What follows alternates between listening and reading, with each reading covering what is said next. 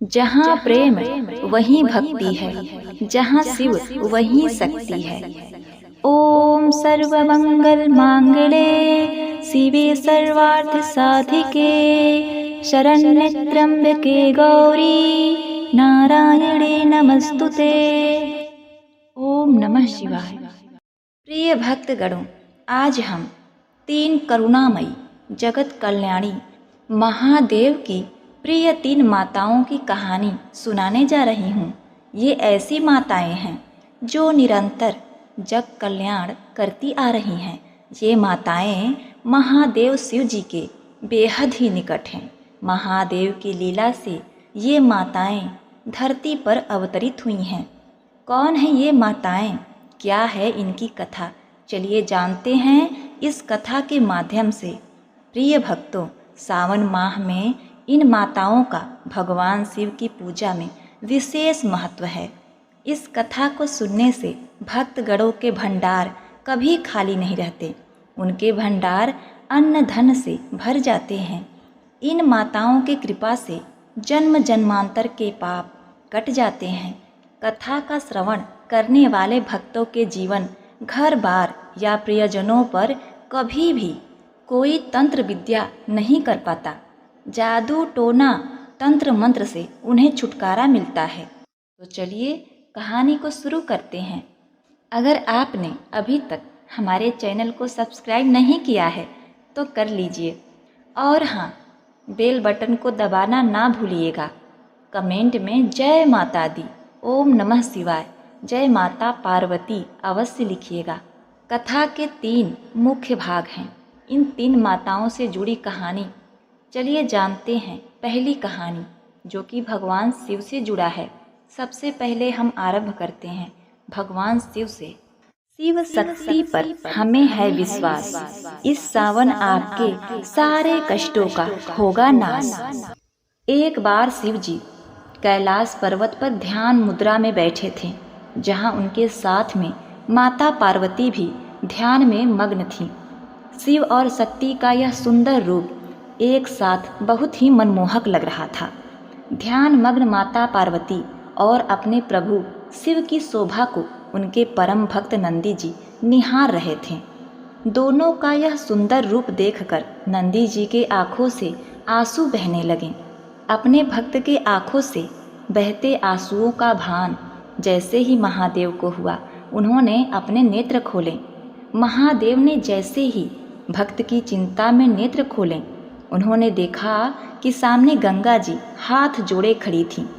गंगा जी को देखकर महादेव हैरान हो गए। बोले, देवी गंगे, आप? तो उत्तर में गंगा बोली, हे आदि पुरुष, आपके इस रूप को देखकर मैं आप पर मोहित हो गई हूँ। कृपा कर मुझे पत्नी रूप में स्वीकार करें। जैसे ही माँ गंगा के स्वर माता पार्वती के कानों में पड़े, वे हैरान रह गईं। उनके नेत्र लाल हो गए और क्रोधवश बोली, देवी गंगा, सीमा ना लांघिए, मत भूलिए महादेव हमारे पति हैं। यह सुनकर ठिठोली करते हुए माता गंगा बोली, अरे बहन, भले ही तुम महादेव की पत्नी हो, फिर भी महादेव अपने शीश पर तो मुझे ही धारण करते हैं। जहाँ महादेव के साथ तुम नहीं जा सकती, तो मैं तो वहाँ पहुँच ही जाती हूँ। गंगा की यह बात सुनकर माता पार्वती के क्रोध का ठिकाना ही न रहा। उनका क्रोध से मुख भयंकर हो गया। माँ गंगा के वचन सुनकर माँ पार्वती ने उन्हें श्राप देते हुए बोला, हे गंगे, तुमने मेरी बहन होने का सीमा लांघा है। मैं तुझे श्राप देती हूँ कि तुम में मृत देह बहेगी। जग जग के पाप धोते धोते तुम मैली हो जाओगी। तुम्हारा यह वहम टूटेगा और तुम्हारा रंग भी काला हो जाएगा। माँ गंगा यह सुनते ही महादेव और माता पार्वती के चरणों में गिर गई। वे अपने भूल का पश्चाताप माता पार्वती और महादेव से करने लगी और क्षमा याचना करने लगी। तब महादेव ने उनसे कहा, यह श्राप तो अब फलित होकर रहेगा, परंतु आपके पश्चाताप से प्रसन्न होकर हम आपके इस श्राप को मुक्त कर देते हैं। हे गंगे, आप जनमानस के पापों से दूषित होंगी, परंतु संत जन के स्नान से आपकी शुद्धि होगी। इस प्रकार भगवान शिव ने माता गंगा को प्रसन्न होकर आशीर्वाद दिया। इसके बाद से ही गंगा में स्नान से पाप धुल जाते हैं। तब से ही लोग गंगा में स्नान करने के लिए दूर दूर से आते हैं और भूल चूक में पापों से मुक्ति पाते हैं। यह सुनने के बाद माता गंगा आश्वस्त हो गई और वहाँ से चली जाती हैं। तो प्रिय दोस्तों, आइए सुनते हैं हम माता विंध्यवासिनी की कथा। राजा यहाँ ना रंग का है कोई, दर की शान निराली है। जिसने जितना श्रद्धा दिखाया, मैया उतना ही देने वाली है। विंध्याचल पर्वत श्रेणी विंध्यवासिनी के निवास का स्थान माना जाता है। माता सती का अंग शक्तिपीठ बना, जिसे अभी आज देवी विंध्यवासिनी के धाम के रूप में जाना जाता है। इस पर्वत पर देवी विंध्यवासिनी ने मधु तथा कैटभ नाम के असुरों का विनाश किया था। मान्यताओं के अनुसार विंध्य पर्वत ने कठोर तप कर सर्वश्रेष्ठ होने का आशीर्वाद प्राप्त किया था। प्राचीन मान्यताओं के अनुसार विंध्य पर्वत की एक कथा बहुत ही प्रचलित है, जिसके अनुसार पर्वतराज हिमालय को अपने ऊंचा होने का गर्व था, जिससे विंध्य पर्वत को ईर्ष्या होने लगी। विंध्य पर्वत स्वयं को छोटा व अपमानित महसूस करने लगा। अपने आत्मग्लानि को दूर करने के लिए और सबसे उच्च पर्वत बनने के लिए माँ विंध्यवासिनी की आराधना करने लगा। तब से प्रसन्न होकर देवी के साथ साथ त्रिदेवों ने भी उसे आशीर्वाद प्रदान किया, जिससे कि वह दिनों दिन बढ़ने लगा।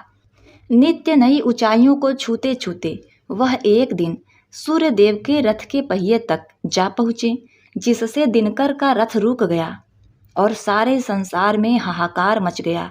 देव, दानव, पशु, पक्षी, मनुष्य सभी विचलित हो उठे। इस समस्या का समाधान निकालने के लिए त्रिदेव ने महादेव को विंध्य पर्वत गुरु अगस्त से सहायता मांगने को कहा। अगस्त ऋषि शिष्य को मनाने के लिए राजी हो गए और जैसे ही वह विंध्य पर्वत के समक्ष पहुँचे, अपने गुरु को प्रणाम करने के लिए विंध्य पर्वत दंडवत प्रणाम करने के लिए नीचे झुके। उनके झुकते ही दिनकर का रथ पुनः पर्याप्त रूप से चल पड़ा तथा अगस्त ऋषि ने शिष्य विंध्य को आदेश दिया कि जब तक वह वापस नहीं लौटे तब तक वह दंडवत मुद्रा में ही रहें। यह सुनकर ऋषि दक्षिण की ओर चले गए और कभी वापस लौट कर नहीं आए। माना जाता है कि आज भी उसी प्रकार गुरु के इंतजार में विंध्य पर्वत दंडवत मुद्रा में लेटा हुआ है। इस प्रकार अगस्त ऋषि ने इस समस्या का समाधान निकाला और सृष्टि को पुनः गति में लाए। तो ये थी माता विंध्यवासिनी की महिमा। माता विंध्यवासिनी का यह पर्वत बहुत दूर तक फैला है। प्रिय दोस्तों, अब आइए सुनते हैं दूसरी माता की कहानी। दूसरी माता हैं हमारी भंडारी देवी, जो भक्तों का भंडार भरती हैं। उन्हें कभी भी खाली हाथ लौटने नहीं देती। यह अन्नपूर्णा स्वरूपा हैं। यह माता पार्वती का अंश हैं। सावन का त्यौहार जब भी आता है, शिव की भक्ति में दिल डूब जाता है। बहुत पुरानी बात है, विजयगढ़ का राजा ब्रह्मदत्त हुआ करता था। वह माता विंध्यवासिनी का बहुत बड़ा भक्त था। एक दिन राजा शिकार करने के लिए जंगल में जाता है। जंगल में शिकार करते समय उसने गलती से एक गाय की हत्या कर दी। अब गाय की हत्या हो जाती है तो राजा को गौ दोष का पाप लगता है। इस कारण उसके राज्य में वर्षा नहीं होती। चारों तरफ त्राही त्राही मच जाता है। अब राजा ने इस समस्या से समाधान के लिए पुरोहितों अपने महल के विद्वानों को बुलाया और उनसे पूछा कि इसका उपाय क्या है। राजा की बात सुनकर सभी विद्वानों ने कहा, हे राजा, आप पर गौ हत्या का पाप लगा है और पूरी जनता पानी के लिए त्राही त्राही कर रहे हैं, भूखों मर रहे हैं, किसानों के फसलें सूख रही हैं। आप ऐसा करिए कि आप अपने राज्य में तालाब खुदवाइए, तो इससे पानी की समस्या नहीं होगी। अब यह सुनकर राजा ने अपने राज्य में तालाब खुदवाना शुरू कर दिया, लेकिन तालाब में एक बूंद भी पानी नहीं हुआ। अब राजा पानी की तलाश में एक के बाद एक 7 तालाब खुदवा देता है, लेकिन सातों तालाब में एक बूंद पानी नहीं पड़ता। अब यह सोचकर राजा ने अपने विद्वानों और पंडितों से पूछा कि अब क्या किया जाए। तालाब में तो पानी एक बूंद भी नहीं पड़ा है। विद्वानों ने उपाय दिया कि महाराज, आप एक काम कर सकते हैं। कोई भी पतिव्रता स्त्री अगर एक घड़ा पानी इस तालाब में डाल देगी तो यह तालाब लबालब पानी से भर जाएगा। राजा ने ऐसा ही किया। सभी नगर में ऐलान करवा दिया। बारी बारी से नगर की सभी स्त्रियां आती हैं और तालाब में पानी डालती हैं, लेकिन तब भी तालाब में पानी नहीं होता। अब राजा को यह देखकर बड़ा ही चिंता होता है। राजा ने सोचा कि यह क्या बात है, तालाब में तो पानी ही नहीं हुआ। अब उसने सोचा कि चलो कोई बात नहीं, मेरी रानी अवश्य ही पतिव्रता है। अब राजा अपने रानी के पास जाता है। रानी से कहता है, हे रानी, तुम जल्दी से घड़ा उठाओ और तालाब में पानी डाल दो, जिससे कि तालाब पानी से भर जाए। यह सुनते ही रानी का ईमान डगमगा जाता है। प्रिय भक्तगणों, रानी दूषित हो चुकी थी। उस समय रानी ने राज्य के मंत्री से संबंध स्थापित कर लिया था। इस तरह वह रानी अब पतिव्रता नहीं रह गई थी। अब यह देखकर रानी घबरा जाती है, लेकिन उसने सोचा कि अगर मैंने मना कर दिया तो राजा मुझे तलवार से मेरी गर्दन काट देंगे। यह सोचकर रानी ने घड़ा उठाया और तालाब में पानी भरने चली गई। तालाब में उसने पानी डाला, लेकिन तालाब में पानी नहीं हुआ। अब यह देखकर राजा को बड़ा दुख हुआ। राजा ने सोचा कि मैंने तो सोचा था मेरी रानी पतिव्रता है, लेकिन यह क्या, रानी का चित्त तो धूमिल हो चुका है। रानी अब पतिव्रता नहीं रही। राजा को इसका बड़ा दुख होता है। वह बिना खाए पिए कोप भवन में लेट जाता है। उसी रात जब राजा सोया था तो राजा के सपने में माता विंध्यवासिनी आती हैं और राजा को खींचकर एक थप्पड़ मारती हैं और कहती हैं, हे दुष्ट राजा, तुमने ये कैसे सोच लिया कि तेरी स्त्री भ्रष्ट है तो नगर की सभी स्त्रियां भ्रष्ट हैं? नहीं राजा, अभी नगर में स्त्री बाकी हैं जो कि पतिव्रता हैं। मैं तुम्हें ऐसे ही एक स्त्री के बारे में बताती हूँ। तुम अगर उनसे कहकर तालाब में पानी डलवाओ तो तुम्हारे तालाब में पानी लबालब भर जाएगा। माता विंध्यवासिनी ने कहा, तुम्हारे नगर में एक भीलनी अंधैया है जो कि पतिव्रता है। वह विधवा है, उसका एक 8 साल का बालक है, तो उसके पास जा। यह कहकर माता विंध्यवासिनी वहाँ से अंतर ध्यान हो जाती हैं। अब राजा की नींद खुल जाती है। राजा तुरंत अपने घोड़े पर सवार होकर भीलनी अंधैया के पास जाता है और उसे कहता है। इस प्रकार राजा ने भीलनी अंधैया से विनती की और उसे पानी डालने की बात कही। अपने महाराज की बात सुनकर भीलनी अंधैया ने जन कल्याण के लिए उस तालाब में एक घड़ा पानी डाल दिया। एक घड़ा पानी पड़ते ही वह तालाब लबालब भर गया। इसी तरीके से उस भीलनी अंधैया ने 3 तालाबों को भर दिया। अब बारी था चौथे तालाब का। चौथे तालाब के दिन ही रानी ने एक खेल खेल दिया। रानी ने सोचा कि उस भीलनी अंधैया ने मुझे बहुत नीचा गिरा दिया। इस तरीके से जलन की भावना रखकर रानी ने एक चाल चली। रानी ने बीमार होने का नाटक किया और राजा से कहा, महाराज, मेरा इलाज असंभव है। मेरा पेट दर्द तभी ठीक हो सकता है जब किसी पतिव्रता स्त्री के पुत्र के कलेजे को मेरे पेट पर रखा जाएगा, तभी मेरे प्राण बच सकते हैं। यह सुनकर राजा सोचने लगा कि भीलनी अंधैया ही पतिव्रता है। उसका एक 8 वर्ष का बालक है। राजा को तनिक भी दया नहीं आई। राजा ने तलवार उठाया और अपने मंत्रियों के साथ उस बालक को ले जाकर उसकी हत्या कर दी।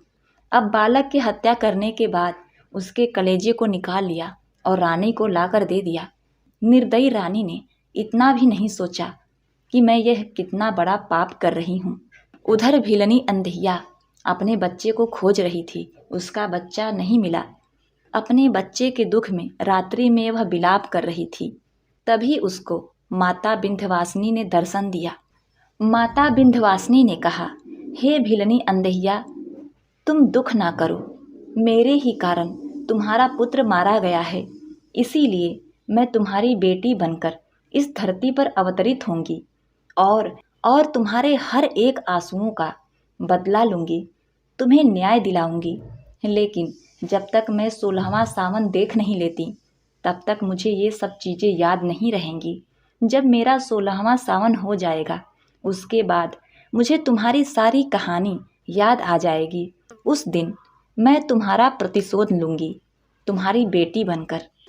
इतना कहते ही माता विंध्यवासिनी वहाँ से अंतर ध्यान हो गई और एक छोटी सी बच्ची के रूप में भीलनी अंधैया की गोद में अवतरित हो गई।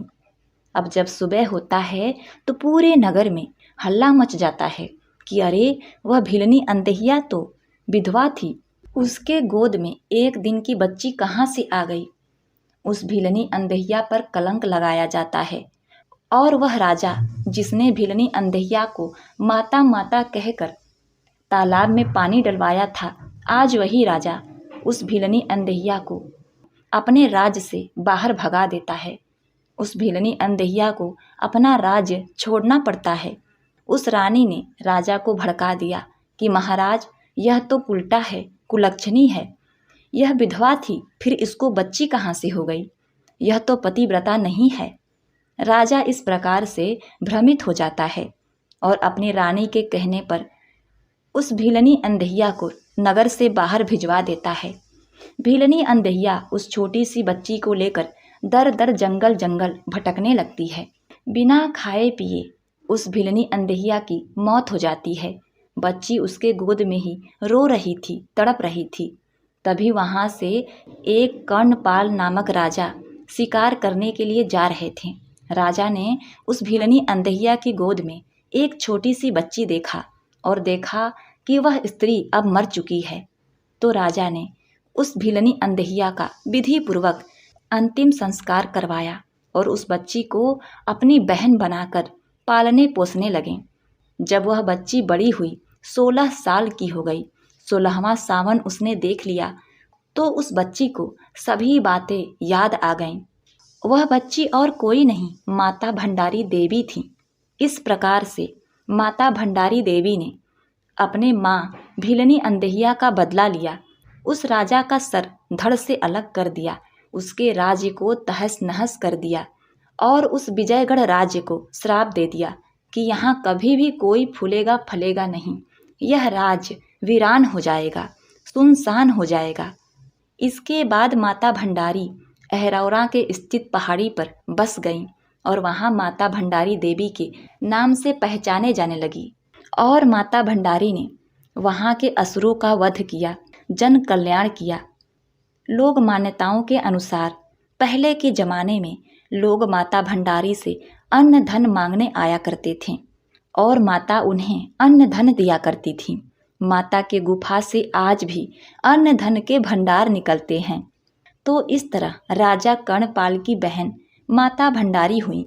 उन्हें माता अन्नपूर्णा का रूप माना जाता है। प्रिय भक्तों, अब आइए सुनते हैं माता गंगा की कथा।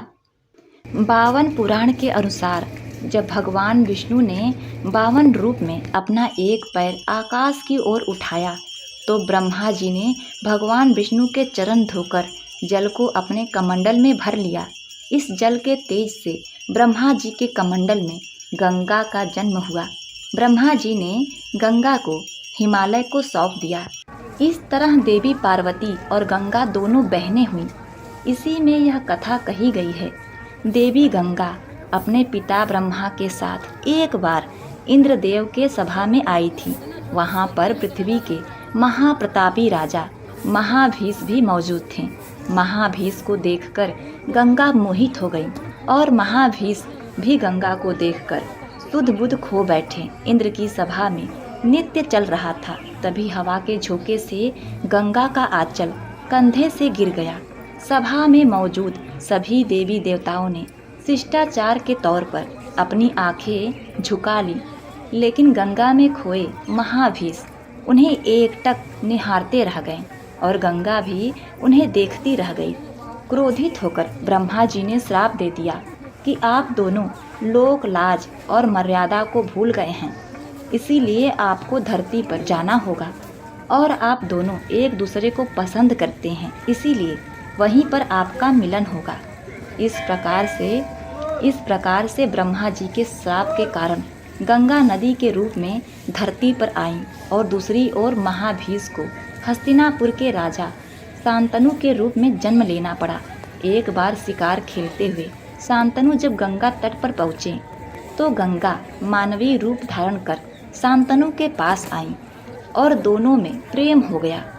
शांतनु और गंगा की 8 संतानें हुई, जिनमें 7 को गंगा ने अपने हाथों से जल समाधि दे दी और 8वीं संतान के रूप में देवव्रत भीष्म का जन्म हुआ। लेकिन देवव्रत को गंगा समाधि नहीं दे पाई।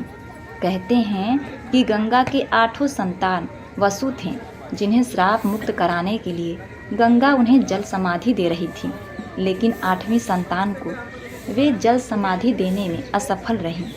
तो प्रिय दोस्तों, यह थी तीनों माताओं की कथा।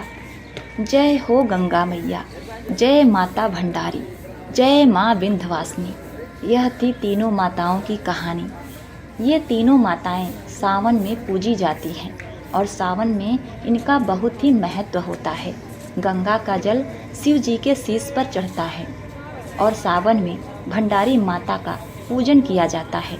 नवरात्रि के साथ साथ सावन में भी माँ विंध्यवासिनी का बहुत महत्व होता है। तो इसीलिए आप इन 3 देवियों का पूजन अवश्य करें, आपको फल की प्राप्ति होगी। उम्मीद करती हूँ आपको यह कहानी पसंद आई होगी, यह कथा पसंद आई है तो आप कमेंट में हर हर गंगे अवश्य लिखिएगा, ओम नमः शिवाय अवश्य लिखिएगा। तो मिलते हैं नेक्स्ट वीडियो में, तब तक के लिए नमस्कार।